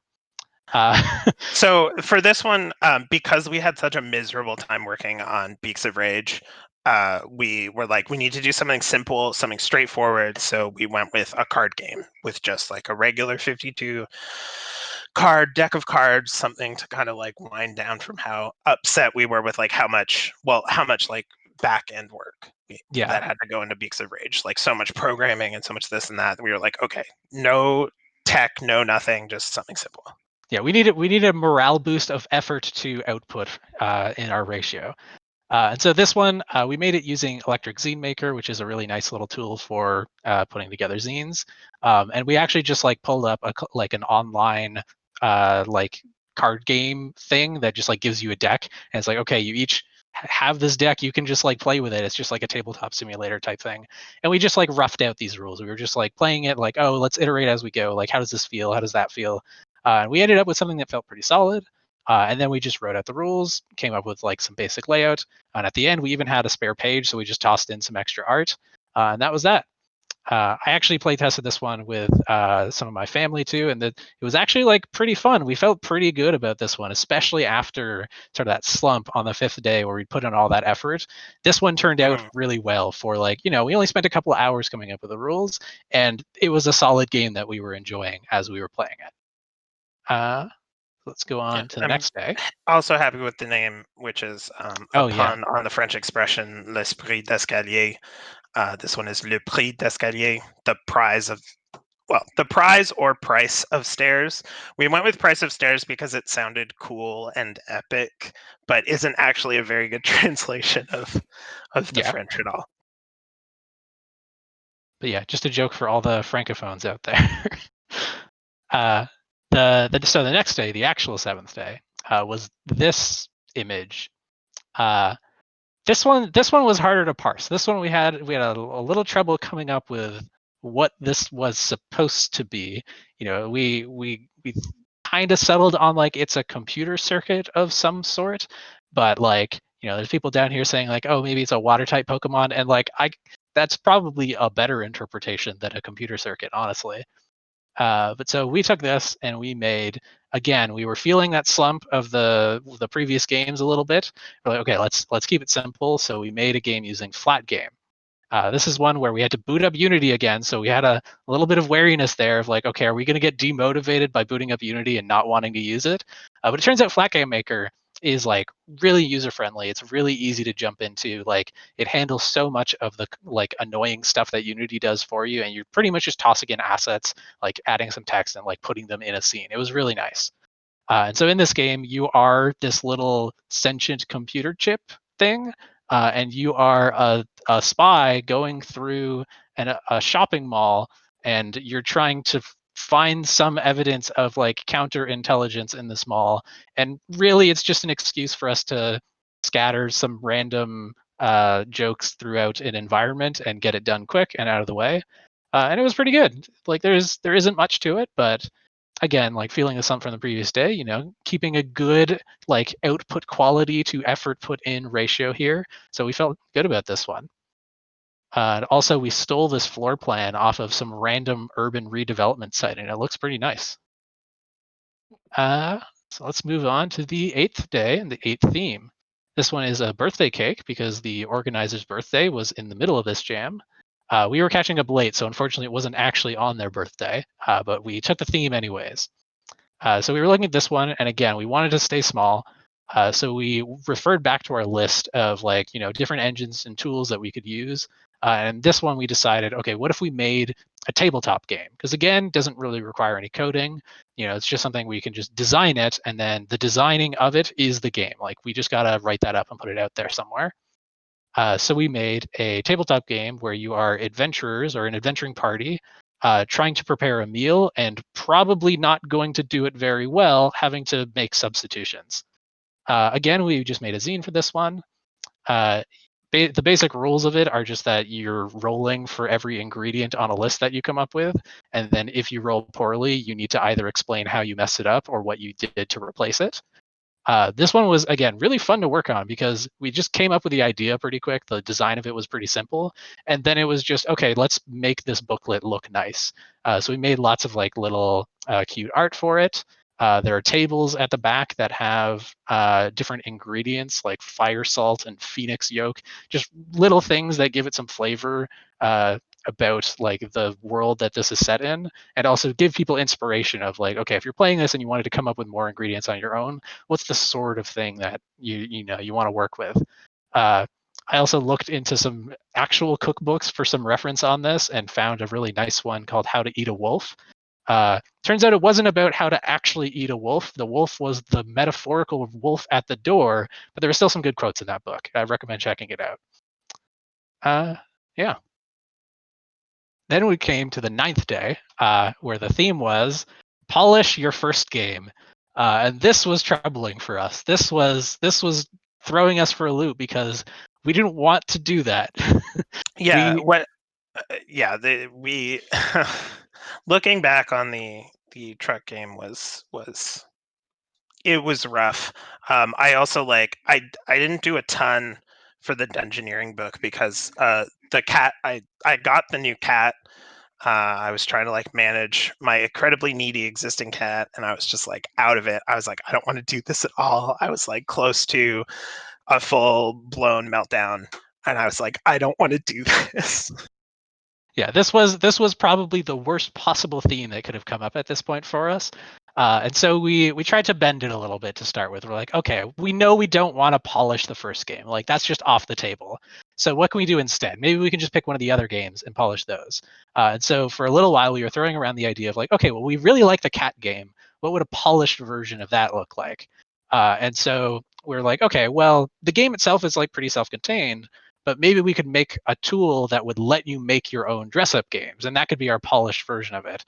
And so I spent a few hours refactoring it, getting it to be a little bit more data-driven, getting sort of the basics of a tool that would make dress-up games working, and realized pretty quickly that that was way out of scope for a single day's work. We didn't have anywhere near the infrastructure we needed to get a tool maker out of what we had built, because it was a game we made in one day.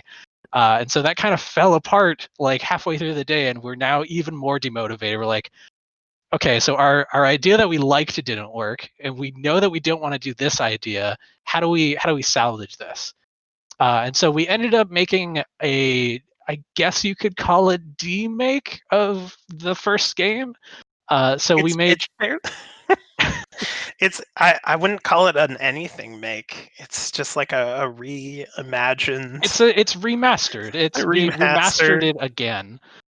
So we made a Flixie version of the original Pico 8 game, in which you are going through the truck's internal monologue as they are collecting the final ring on their journey.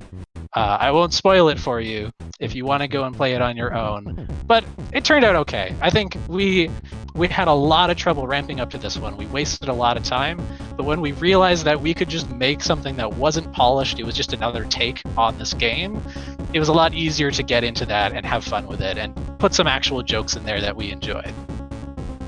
Yeah, I remember even drawing that first truck, I was almost in tears. I was like, I don't want to draw this truck 3 more times for all of the different views.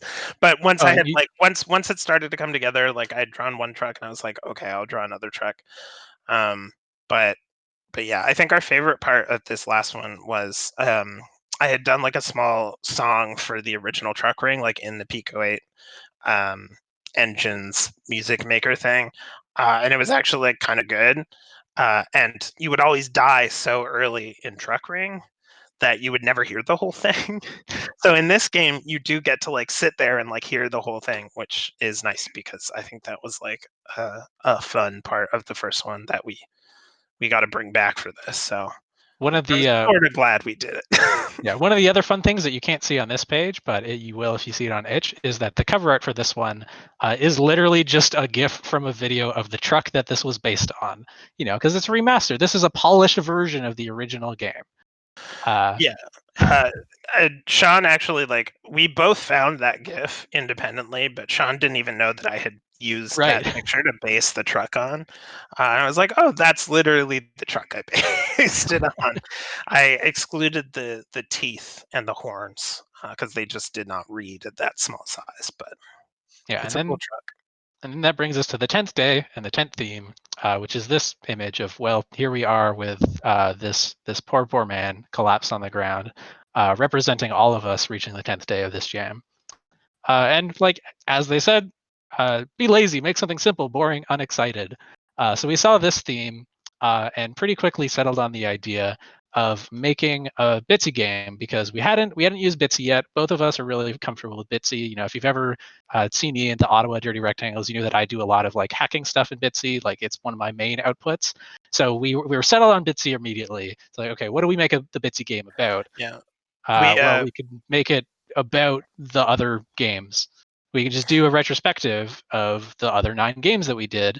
And in fact, and we were saying this in Discord, we can actually just make a 10th room in this game, which is this game, the retrospective, in which we just take the text that we're sending to each other right now in Discord, and we'll just put that in the game. And so that's what we did. There's now a Bitsy game that you can go and play, which has information that is about every single one of these games in a Bitsy game. The last game is literally the last room is literally copy pasted from our Discord chat. I recommend checking this one out, even if you saw this presentation, because there's additional things that we don't go over in this presentation because it's pretty short in this game, and also because you get to see Jet Li again. And who doesn't want to see that Jet Li? Also, those icons in the top right, if you walk into them, they open up web pages with the theme and with the actual game. So it's a good way to it's a good way to, if you want to play every game in order, you can do it right from this game itself. And that takes us to the end of our 10-day journey of making 10 games in 10 days. We did it despite having some real trouble halfway through. We almost gave up, but we stuck with it and we did it. We made 10 games, and some of them were even good. We enjoyed some of those games. Yeah, like I think our mutual favorite is the cat one. I also have a soft spot for the puzzle script game. It's been a while since I made a puzzle game, and I think it's easily my favorite type of game to like develop. I just really love puzzles. Oh yeah, this is fun. The glasses trick we discovered a little ways through. I like putting the little like rhinestones and stuff as like earrings. And we've got the Sweetheart Squad logo in there, and a couple of like Christmassy things because it was like during Christmas. Like we made a game on Christmas. I forget what day that was in the 10 days, but this one, it wasn't on Christmas. I think it was getting close to it. I think this was Christmas Eve we made this one. Yeah. It was nice in a small way that all the Christmas celebrations were over Zoom and Discord, because it meant we actually did have time to work on it. We weren't taking like a lot of time out of our day. I was drawing cats and little pieces like during a family Zoom call. But yeah, those are our 10 games. I guess we can open it up for more questions now. This is amazing, guys. It's so good. Great. I love the cat. All of them are great, but this cat game is super cute. I'm gonna make a ton of cats immediately. Please do. Sorry, go ahead. Oh no, I just we tweeted all of this stuff, and like we were tweeting about this a lot, and one friend tweeted me a cat picture. I was very sad. So I was like, please send me, like I said in the tweet, like send us your pictures, and I got one. Well, you heard it here first. Get whoever has a cat in the chat. Let me get your Twitter up there.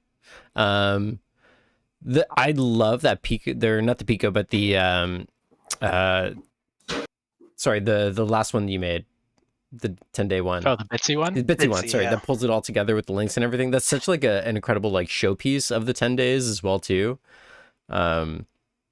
This is super cool. And it was so easy to do, right? Because at that point, we've already made all those games. It's really just like we're thinking about these anyways. It's just putting our thoughts that we're already having in like down on a Discord chat and then copy pasting it, right?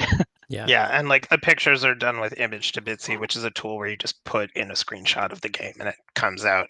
So we didn't have to draw anything really. Oh, so cool. it was very simple, straightforward. Nice.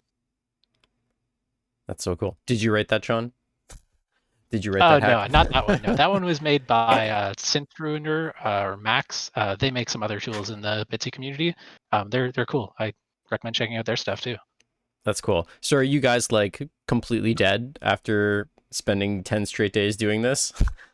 Well, so I think I would like to say yes, but I know that I immediately made like 3 other games during the making of these games because I had like Secret Santa stuff to do, and there was just like the regular Bitsy Jam. So as much as I would like to acknowledge that like I had burnt out, I know that that's not true. I was just tired for like a weekend and then I got back to it. Right. Yeah, to like for context, we didn't do like anything all year. So we hadn't like done any Sweethearts Quest stuff, and this was kind of like a last ditch attempt to be like, okay, let's get back on the horse. Yeah. I was definitely, like I said, like I was very emotional and frustrated during the week, like toward the end. But certainly, like anytime I was drawing something, I felt super like great because I hadn't drawn anything in a while.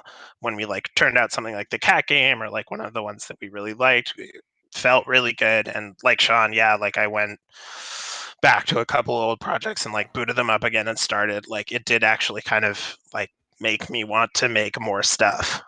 So it ended up being helpful. A recurring theme in our Discord was we would start working on one of these and then be like, "Oh yeah, we like this. We remember making things that we liked." And I think there's also like Global Game Jam coming up. We'll probably be getting together to do something for that, even though it's online. Yeah. And basically, we hadn't done anything since the previous Global Game Jam, so it'll be nice to roll into that and not have it be a reminder that like, oh, you guys didn't do anything together for a full year. It's going to be like, oh, remember you made those 10 games? Now here's one weekend where you only have to make one game. It's going to be so easy. Spoiled. We already have a kitty in the chat from Spinley Q who went through your cat game and designed their own kitty. So there you go. Hopefully that helps mix things up a bit. Thank you so much. I think this is probably the part where we're going to start wrapping things up. If the other organizers want to come off video, and Sean and Ian, you are welcome to hang around because we're just going to say bye here. Thanks. Also, thanks for showing that stuff. I always appreciate when people come in and particularly like the stuff that you guys do is so personal. I find, you know, like you guys just do it for the sake of doing it, which I love, you know. And yeah, I'm just babbling. This is me stretching as well too, as everyone turns their cams on. Cool. Any final words from anybody tonight before we take off from this, our 11th year of gathering on a January? Let's do another 11 years, bud. Another 11. I don't even want to think about what the world will be like in 11 years from now, let alone if this will still be a thing that's happening. But yes, sure. Yeah. We're supposed to end on a nice note, Derek. Somebody say something nice. I just want everyone to check out a very silly little website that I discovered the other day called goblin.bet, which is a little sort of online thing someone has set up where you can go on there and you can bet virtual money on who will win a little fight between two little silly monsters. There's a very large cast of these monsters. Some of them are named, some of them are not named, some of them are swarms of poisonous snakes and such. It's a pretty funny little website. I really like what they've been able to do with very little.